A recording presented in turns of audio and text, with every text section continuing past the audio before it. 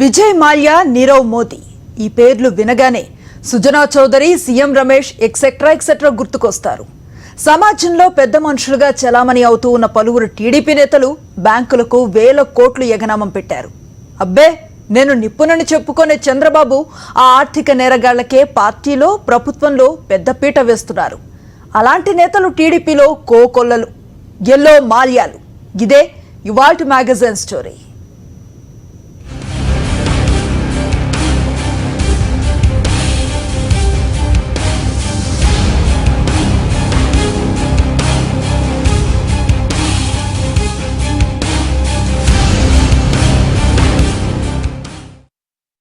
టీడీపీలో ఆర్థిక నేరగాళ్ల జాబితా ఏటేటా పెరుగుతోంది. బ్యాంకులను వేల కోట్లకు ముంచి పన్నులు ఎగ్గొట్టే వారికే చంద్రబాబు పార్టీలో పెద్దపీట వేస్తూ ఉండటం చర్చనీయాంశమైంది. పొద్దస్తమానం విలువల గురించి మాట్లాడే చంద్రబాబు సుజనా చౌదరి, సీఎం రమేష్ వంటి ఆర్థిక నేరస్తులను వెనకేసుకొస్తూ ఉండటంపై విమర్శలు వెల్లువెత్తుతున్నాయి. టీడీపీ నేతల అవకతవకల కారణంగా బ్యాంకులు దివాలా తీసే పరిస్థితి ఏర్పడింది. అయినా చంద్రబాబు ఇంకా నీతులు వల్లించేస్తున్నారు. ఆర్థిక నేరగాళ్లకు అడ్డాగా టీడీపీ. రుణాలు, పన్నులు ఎగ్గొట్టిన వారికే పార్టీలో పెద్దపీట. అడ్డంగా దోచేసే వారికే చంద్రబాబు అండదండలు. బ్యాంకులకు టోపీ పెట్టిన సుజనాకు కేంద్రంలో మంత్రి పదవి. సీఎం రమేష్కు వరుసగా రెండవసారి రాజ్యసభ సీటు. గంటా, ఆదినారాయణ రెడ్డికి మంత్రి పదవులు. వాకాటి నారాయణ రెడ్డికి ఎమ్మెల్సీ.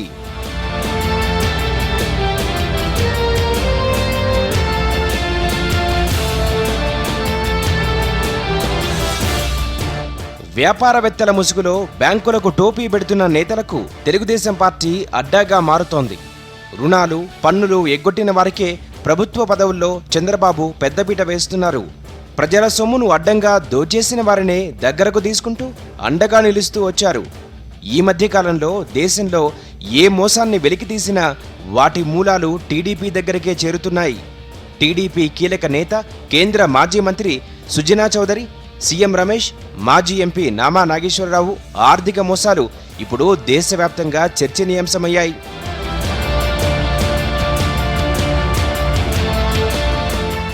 బ్యాంకుల నుంచి రుణాలు తీసుకొని ఎగ్గొట్టడంతో పాటు వ్యాపారాలు చేయకుండానే పన్ను రాయితీలు పొందడంలో వీరిని మించిన ఘనాపాటీలు లేరు.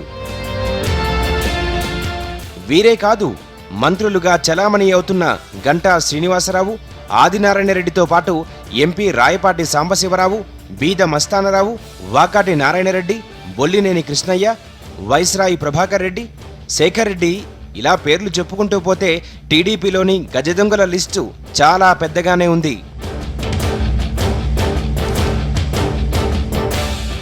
బ్యాంకుల నుంచి 6,000 కోట్ల రుణాలు తీసుకొని మోసం చేసిన కేసులో ఎన్ఫోర్స్మెంట్ డైరెక్టరేట్ దర్యాప్తు జరుగుతుండగా సుజనా చౌదరి మోసాలు ఒక్కొక్కటిగా వెలుగులోకి వస్తున్నాయి. తాజాగా 1,289 కోట్లకు సంబంధించిన మోసం బయటపడింది. జీఎస్టీ అమల్లోకి వచ్చిన తర్వాత అనేక డొల్ల కంపెనీలు ఏర్పాటు చేసి ఎటువంటి వ్యాపారాలు చేయకుండానే 1,289 కోట్లకు ఇన్వాయిస్ రూపొందించి 224 కోట్ల ఇన్పుట్ ట్యాక్స్ క్రెడిట్ను సుజనా తీసుకున్నారు. పైగా ఈ దొంగ ఇన్వాయిస్లను చూపించి బ్యాంకుల నుంచి 700 కోట్ల రుణాలు కొట్టేశారు. జీఎస్టీ విభాగం చేసిన దర్యాప్తులో సుజనా అండ్ కో మోసం బయటపడడంతో ఇప్పటికే ఈ గ్రూపుకు చెందిన డైరెక్టర్లలో కొందరిని అరెస్టు చేశారు. బ్యాంకు రుణాలు తీర్చడం లేదని నల్లగొండ జిల్లాలో ఉన్న స్టీల్ ప్లాంట్ను బ్యాంకులు సీజ్ చేశాయి. విదేశీ బ్యాంకులను సైతం మోసం చేసిన ఘన చరిత్ర సుజనా చౌదరి సొంతం. మారిషియస్ బ్యాంకు నుంచి 100 కోట్ల రుణం తీసుకున్న సుజనా చౌదరి ఆ మొత్తం చెల్లించకుండా తప్పించుకుని తిరిగారు. దీంతో సదరు బ్యాంకు యాజమాన్యం కోర్టును ఆశ్రయించి ఏకంగా అరెస్టు వారెంట్లు కూడా జారీ చేసింది.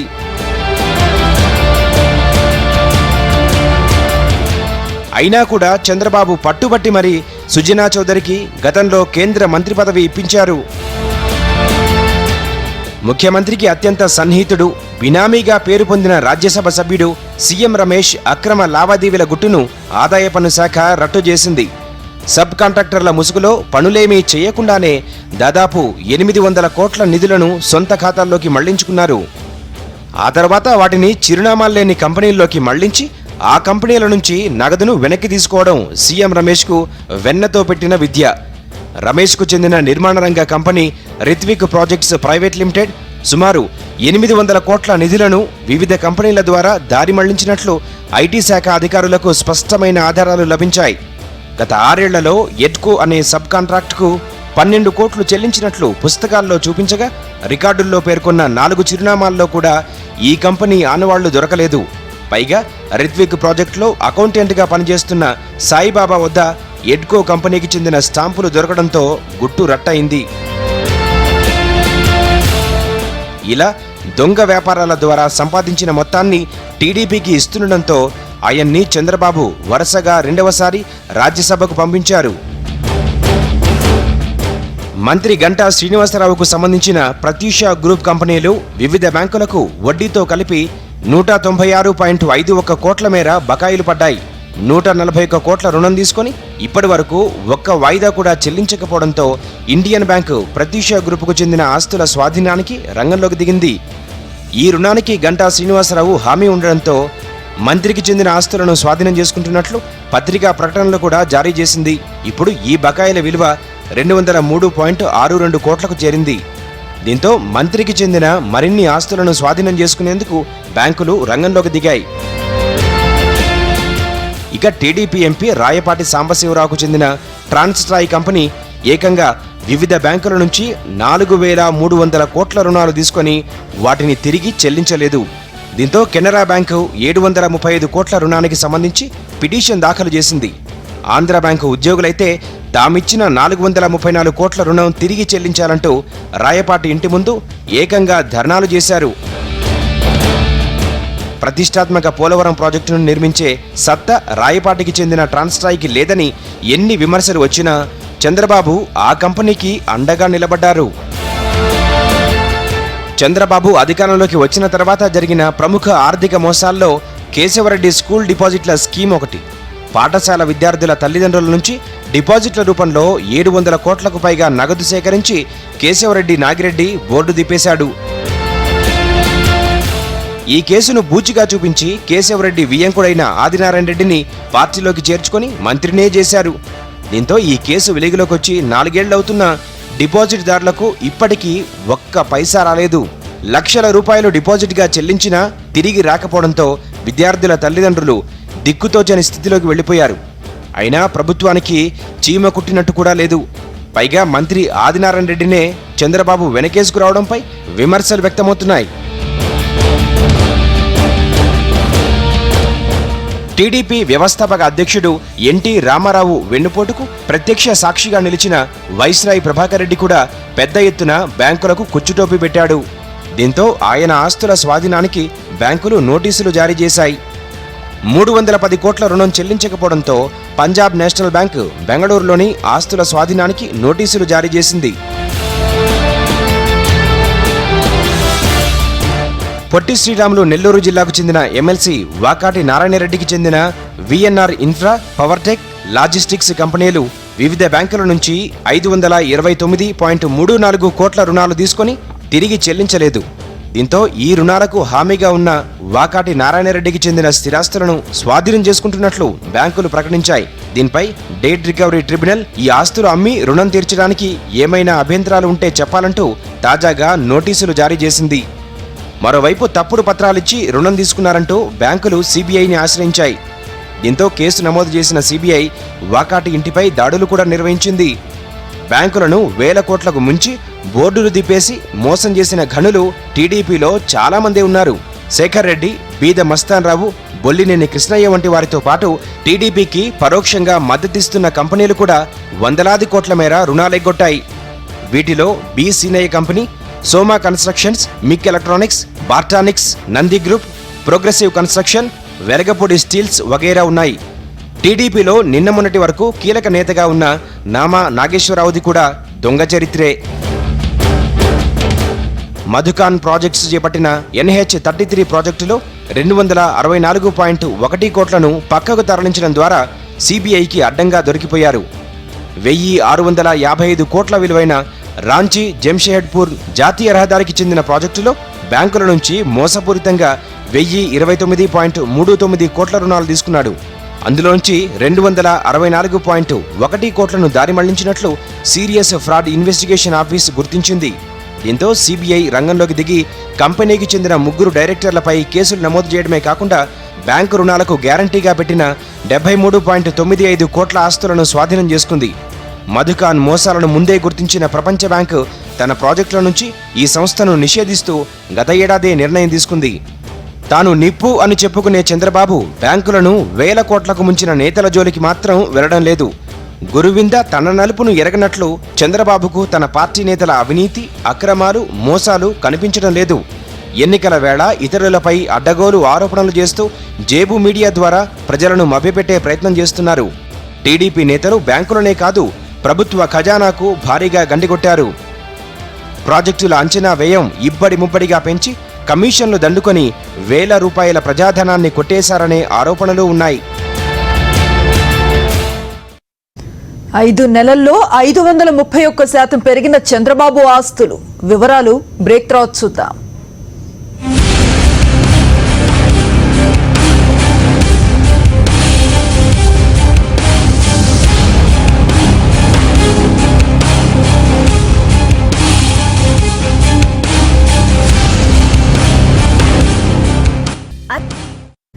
దేశంలో ఏటా ఆస్తులు ప్రకటించే నాయకుడిని నేనొక్కడినే. నిత్యం చంద్రబాబు ఇదే డబ్బా కొట్టుకుంటారు. కానీ వాస్తవ పరిస్థితి మాత్రం అందుకు భిన్నంగా ఉంది.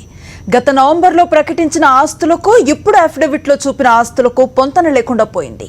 పైగా గత 5 ఏళ్లలో చంద్రబాబు ఆస్తులు ఏకంగా 2 దేశంలో ఎవరి ఆస్తులు పెరగని రీతిలో చంద్రబాబు కుటుంబ సభ్యుల ఆస్తులు ఎలా పెరిగాయనే దానిపై అనుమానాలు వ్యక్తం అవుతున్నాయి. దేశంలో అత్యధిక ధనిక సీఎంలలో చంద్రబాబు ఒకరు. అధికారం అడ్డం పెట్టుకుని వేల కోట్లు సంపాదించిన చంద్రబాబు తన ఆస్తుల విషయానికి వచ్చేసరికి తరచూ బుకాయిస్తుంటారు. ఏటా ఆస్తులు ప్రకటిస్తున్నట్లు బిల్డప్ ఇస్తూ కాకి లెక్కలతో జనాన్ని మభ్యపెట్టే యత్నం చేస్తారు. తాను నిప్పునని, తననెవరూ ఏమీ చేయలేరంటూ భారీ డైలాగులు చెబుతుంటారు. పాలు పెరుగు అమ్ముకుని నిజాయితీగా ఆస్తులు సంపాదించినట్లు చెప్పుకుంటుంటారు. పనిలో పనిగా ఇతరులపై ఆరోపణలు చేస్తూ తన కోట్రీని వెనకేసుకొస్తుంటారు. కానీ 2 ఎకరాలతో తాను వేల కోట్లు ఎలా సంపాదించారనే దానికి లెక్కలు చెప్పరు. పొద్దస్తమానం ఇతరులపై ఏడవడం తప్ప తాను ఆస్తులు ఎలా సంపాదించారనే చిదంబర రహస్యాన్ని వెల్లడించరు. విద్యార్థి సంఘం నేతగా రాజకీయాల్లోకి వచ్చిన చంద్రబాబు 1978లో తొలిసారిగా కాంగ్రెస్ తరపున ఎమ్మెల్యేగా ఎన్నికయ్యారు. అప్పటికే ఆయన తండ్రి పేరిట 1 ఎకరం, తల్లి అమ్మన్నమ్మ పేరిట 2 ఎకరాల పొలం ఉంది. అంతకు మించి ఇతర ఆస్తులు కానీ వ్యాపారాలు కానీ ఏమీ లేవు. సీన్ కట్ చేస్తే తనకు 77 ఎకరాల భూమి ఉన్నట్లు 1988 ఎన్నికల్లో అఫిడవిట్లో చంద్రబాబు పేర్కొన్నారు. 99లో ఆస్తుల విలువ 7.5 కోట్లు కాగా 2004లో 20 కోట్లుగా, 2009లో 60 కోట్లు, 2014లో 528 కోట్లు చూపించారు. ఇప్పుడు కుటుంబ ఆస్తులు ఏకంగా 1042 కోట్లుగా చూపించడం సంచలనం రేపుతోంది. అంటే గత 5 ఏళ్లలో ఆయన ఆస్తుల విలువ 2 అయిందన్నమాట. కానీ గతేడాది నవంబర్లో ప్రకటించినప్పుడు కుటుంబ ఆస్తుల విలువ 165 కోట్లుగా పేర్కొన్నారు. తాజాగా వాటి విలువను 1042 కోట్లుగా పేర్కొనడం ఎవరికీ అంతుపట్టడం లేదు. 5 నెలల క్రితం ప్రకటించిన ఆస్తులతో పోలిస్తే ప్రస్తుతం అఫిడవిట్లో పేర్కొన్న ఆస్తుల విలువ 531% పెరిగినట్లు స్పష్టమవుతోంది. 2 ఎకరాల నుంచి ఇవాళ 1000 కోట్ల రూపాయల పైన నువ్వు చూపిస్తున్నటువంటి ఆస్తులు, చూపించినటువంటి ఆస్తులు ఎన్ని వేల కోట్లు ఉన్నాయి అనేటటువంటిది మేము చెప్తూ ఉంటే, అడుగుతూ ఉంటే ప్రజలకు సమాధానం చెప్పాల్సినటువంటి ముఖ్యమంత్రి ఏ రోజు కూడా బయటకు వచ్చి నా ప్రజా జీవితంలో నేను 30 ఏళ్ల నా ప్రజా జీవితంలో నా ఆస్తులు ఇలా పెరిగినాయి అనేటటువంటిది ఒక్కసారి కూడా చెప్పలేదంటే వీళ్ళ ఆస్తుల వెనుక ఈ ఆస్తులు ఇవాళ 1000 కోట్ల రూపాయల ఆస్తులు అమాంతంగా పెరగడం వెనుక చిదంబర రహస్యం ఏంటో ప్రజలకు తెలియదా అని చెప్పి అడుగుతూ ఉన్నాం. తన కుటుంబ ఆస్తుల విలువ అతి తక్కువ కాలంలో ఇబ్బడి ముబ్బడిగా ఎలా పెరిగిందో చంద్రబాబు చెప్పకపోవడం అనుమానాలకు తావిస్తోంది. చంద్రబాబు అధికారంలో ఉన్నప్పుడు విచ్చలవిడిగా పెరిగిన హెరిటేజ్ షేర్ ధర అధికారంలో లేనప్పుడు నష్టాలను మూటగట్టుకుంది. 2014లో అధికారంలోకి వచ్చే నాటికి హెరిటేజ్ షేర్ ధర 300 ఉంటే ఇప్పుడు అది 1303 రూపాయలకు చేరింది. అంటే 400% పైగా పెరిగిందన్నమాట. దీనికి తోడు తెలంగాణ ఎమ్మెల్సీ ఎన్నికల్లో నామినేటెడ్ ఎమ్మెల్యే స్టీఫెన్సన్ కు 50 లక్షలు ఇస్తూ రేవంత్ రెడ్డి రెడ్ హ్యాండెడ్ గా దొరికిపోయారు. ఆ తర్వాత వెలుగులోకి వచ్చిన మన వాళ్ళు బ్రీఫ్డ్ మీ వాయిస్ చంద్రబాబుదేననే విషయం స్పష్టమైంది. చంద్రబాబు 3.5 కోట్లు ఇచ్చేందుకు అంగీకరిస్తే తాను ఆ మొత్తాన్ని 5 కోట్లకు పెంచినట్లు సెబాస్టియన్ చెప్పిన వీడియో ఇటీవల సంచలనం రేపిన విషయం తెలిసిందే. మరోవైపు 23 మంది ఎమ్మెల్యేలను 100 కోట్లు వెచ్చించి చంద్రబాబు కొనుగోలు చేశారని విపక్ష వైఎస్ఆర్సీపీ ఆరోపిస్తోంది. వీటికి తోడు తెలంగాణలో కాంగ్రెస్ ఎన్నికల ఖర్చును చంద్రబాబే భరించారనే ప్రచారం జరిగింది. కర్ణాటక, మధ్యప్రదేశ్, ఛత్తీస్గఢ్, రాజస్థాన్ ఎన్నికల్లోనూ కాంగ్రెస్ పార్టీకి చంద్రబాబు నిధులు సమకూర్చారనే ప్రచారం ఎప్పటి నుంచో సాగుతోంది. నిప్పునని చెప్పుకునే చంద్రబాబుకు ఈ డబ్బంతా ఎక్కడి నుంచి వచ్చిందని విపక్ష వైఎస్ఆర్సీపీ నిలదీస్తోంది. కానీ టీడీపీ నేతలు అవేమీ చెప్పకుండా జేబు మీడియా ద్వారా ఎదురుదాడి చేస్తుండటంపై విస్మయం వ్యక్తమవుతోంది. తిమ్మిని బమ్మిని చేసి చంద్రబాబు 1000 కోట్ల ఆస్తులు సంపాదిస్తే టీడీపీ నేతలు పారిశ్రామికవేత్తలుగా చలామణి అవుతూ బ్యాంకులకు 1000 కోట్లు కుచ్చుటోపీ పెడుతుండడం కలకలం రేపుతోంది. మైక్ దొరికితే చాలు గంటలు గంటలు ఉపన్యాసాలు దంచే చంద్రబాబు సొంత పార్టీ నేతల అక్రమాలపై మాత్రం పెదవి విప్పడం లేదు. తన సొంత పార్టీ నేతలే బ్యాంకులను 1000 కోట్లకు ముంచి పేదలను రోడ్డున పడేసినా అది ఆయనకు పెద్ద విషయం కాదు. కానీ ఇతరుల గురించి మాత్రం చిలువలు పలువలు చేసి మాట్లాడడం విమర్శల పాలవుతోంది. ఇతరుల గురించి మాట్లాడే ముందు చంద్రబాబు తన ఇంటిని సరిదిద్దుకోవాలని మేధావులు, నిపుణులు హితవు పలుకుతున్నారు. ఎల్లో మాల్యాలు ఇది వాల్టి మ్యాగజైన్ స్టోరీ. మరో ఇంట్రెస్టింగ్ టాపిక్ తో మరి కలుసుకుందాం. Stay tune to Sakshi.